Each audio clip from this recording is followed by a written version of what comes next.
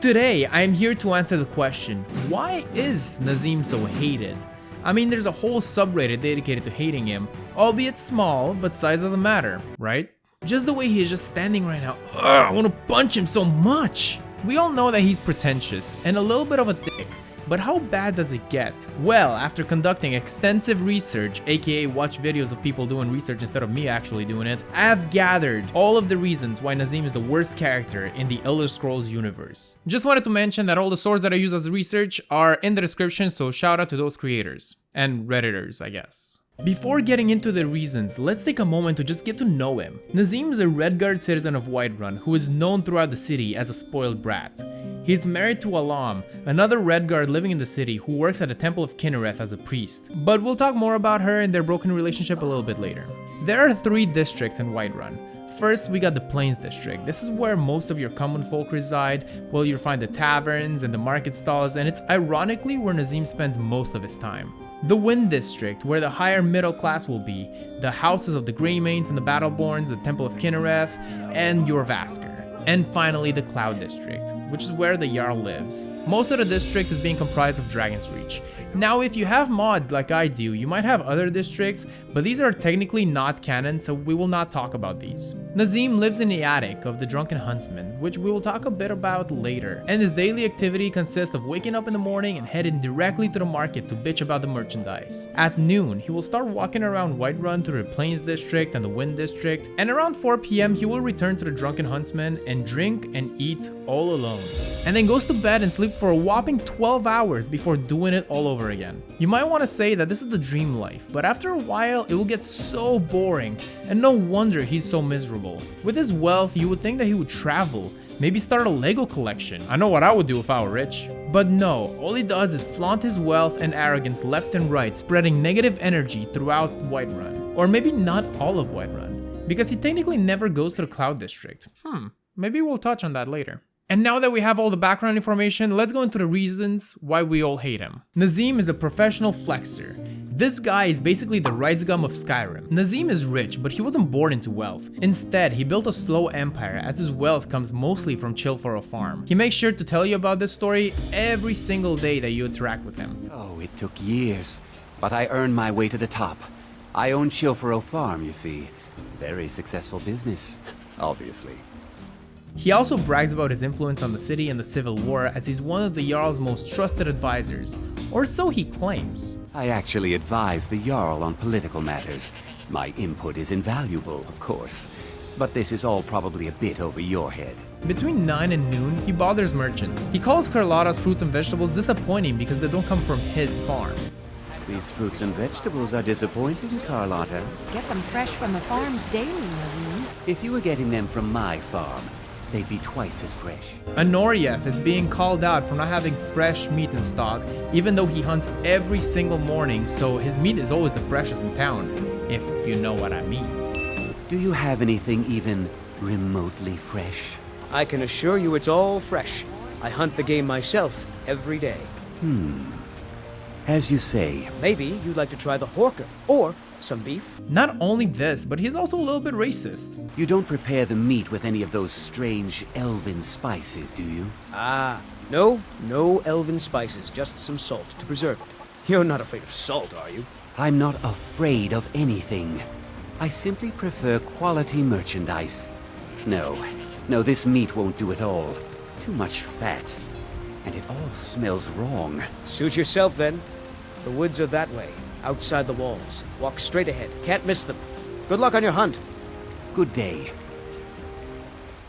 Not to mention that Anorianth, who is not only the primary hunter in Whiterun, but owns the Drunken Huntsman along with his brother Elrinder, the very building that Nazeem resides in. So not only is he an asshole with a merchant, he's an asshole to the very person who puts a roof over his and his wife's head. Now yeah, he's a landlord, so he should be getting paid for that room, but if Nazeem were to do something with his day business, I'm sure that Skyrim doesn't have any tenant protection laws and Anorianth can just throw Nazeem into the streets whenever he would feel like it. Nazeem is a lying scumbag. As we established, he never actually goes to the Cloud District. He says and acts that he's an advisor and that he's very trusted by Jarl Balgruuf, but that actually seems to be a lie. I actually advise the Jarl on political matters. I've never met this man in my life. Maybe he's not lying about being an advisor, but definitely not as important as he says.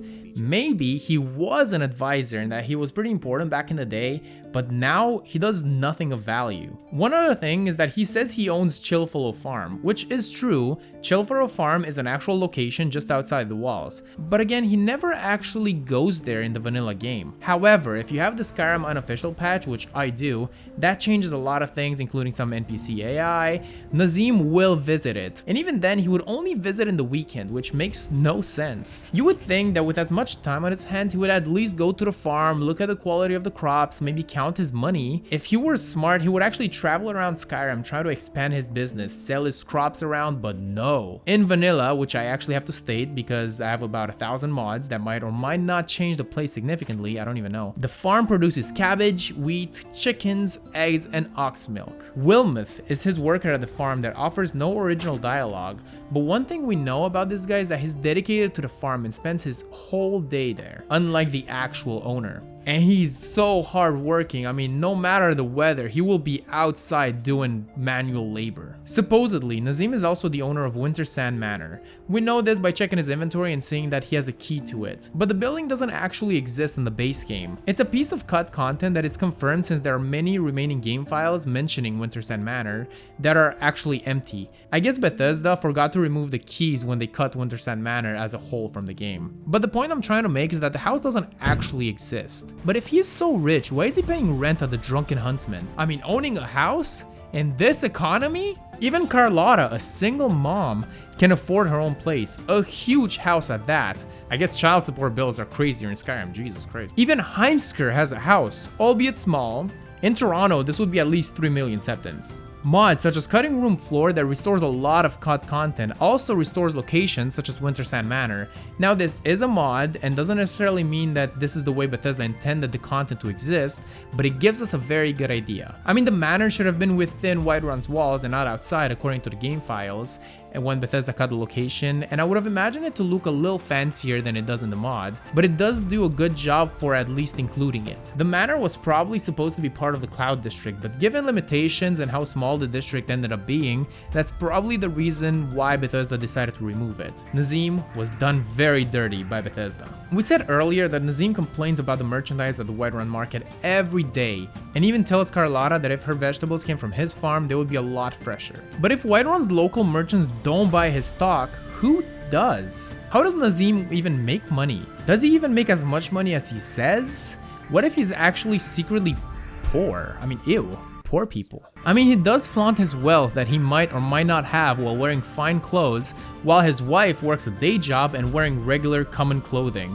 Now that's something we should consider.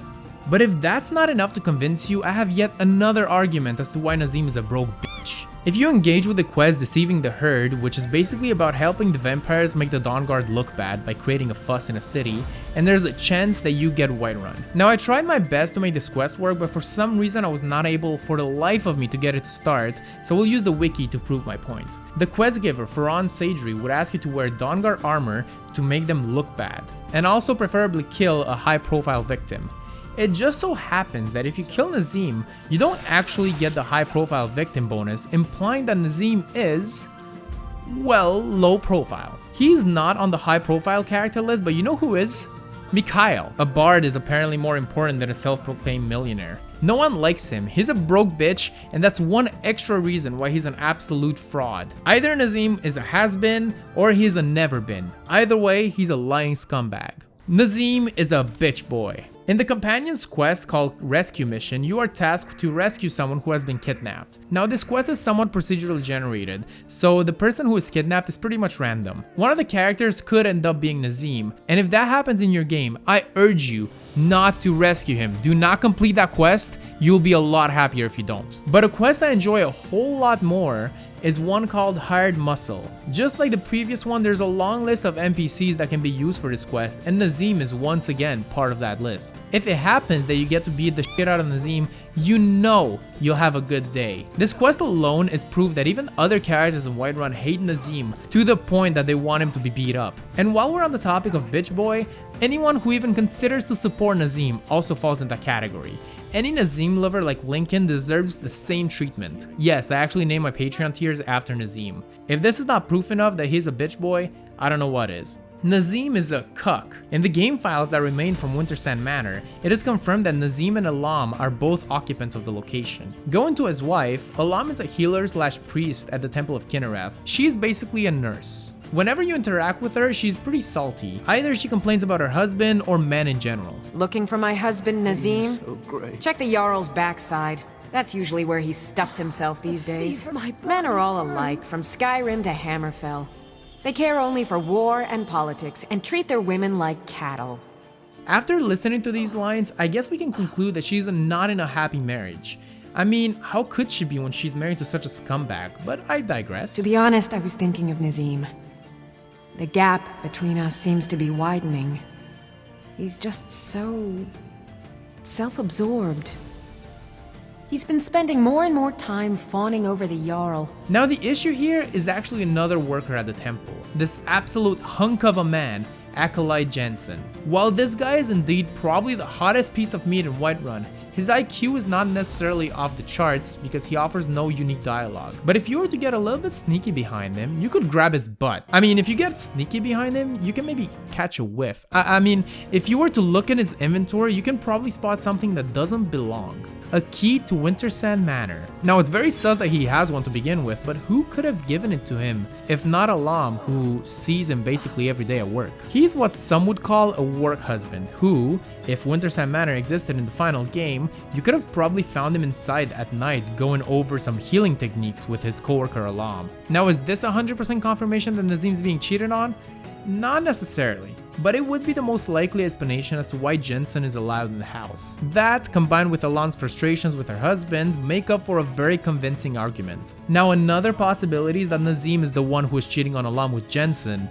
While we cannot know for sure since all of this comes from COD content, I think it would be more likely for Alam to be the one cheating on her husband because she always complains about him, mentions that he's consumed with the civil war, and has a job with Jensen even when her husband's supposedly ballin'. So technically if she really had that money, she wouldn't need to work. Nazeem is sus. Now, before getting to the next point, I just gotta say there's nothing wrong with being gay. Nariva TV is a very inclusive platform. We accept and we love everyone. Now with that being said, Nazeem likes dick. Nazeem is deep in the closet, and you can see this by taking your clothes off as a woman, and he doesn't say anything if that's the case. I really do have important matters to tend to. Excuse me? More important matters? Now I'm offended. But if you take your clothes off as a man... Put on a cloth sack at the very least. You're making me unseasonably warm. Now you can't say that that's a coincidence. Maybe Nazeem is actually the one cheating on his wife, there's no way. I don't even know what to believe anymore. With this information, we can make a solid argument that the reason he ignores his wife so much is because he is not attracted to her in any way. And she's clearly suffering from it, always complaining about him. But maybe that's the reason why she has an attitude towards all men, from Skyrim to Hammerfell. Jensen being a Nord from Skyrim and Nazeem a Redguard from Hammerfell. Now it's all coming together. Or at least Nazeem and Jensen are coming together. No matter who Jensen is actually sleeping with, he would seem to be a pretty major part in destroying these guys' relationship. He's a homewrecker. Another theory that is floating around is that Nazeem is secretly going to the Cloud District to have sweet intercourse with Jarl Balgruuf. Now I don't really believe in this, given that he doesn't really go to the Cloud District. Maybe in some cut content there would have actually been something there, but Bethesda would have done a way better job at cleaning that up than they did with Acolyte Jensen. So why in the end so many people actually hate Nazeem? The question's not answered yet, but before we do, I gotta call a friend. So basically what I want to do is I want to have a documentary about a secret subject. I want to ask you your opinion on this certain subject and I'll ease you in. So I have a few questions. Okay, I'm ready now. So how familiar would you say you are with like Skyrim lore, cut content, character secrets and stuff like that? I think I would say like 10% or 20%. I mean, I played Skyrim, but that was when I was like younger. Okay. Like, you know, when it released. So I don't really remember now, and I haven't catched up with the DLCs and stuff. So you're a fake fan, huh? Oh, I still love Skyrim. Okay, I still love Skyrim. No, I get you. Based on your knowledge, what is the character that you hate the most? Nazeem, the usual. I can never forget Nazeem. Huh, why is that? It's because of how rude he is. Can you give me an example? You know, what's this line again? It's about the Cloud District, you know? Yeah, what about it? No, actually, he's just, you know, very rude when you like speak to him and like very boastful with the words. And when I first, you know, encountered him, I was like, I don't know if I can say the word, but like, I was like, the hell? Okay, no, I see. So, you know, there's a lot of rude Skyrim characters, but why do you think Nazeem of all is like the most memeable, and why is he so hated?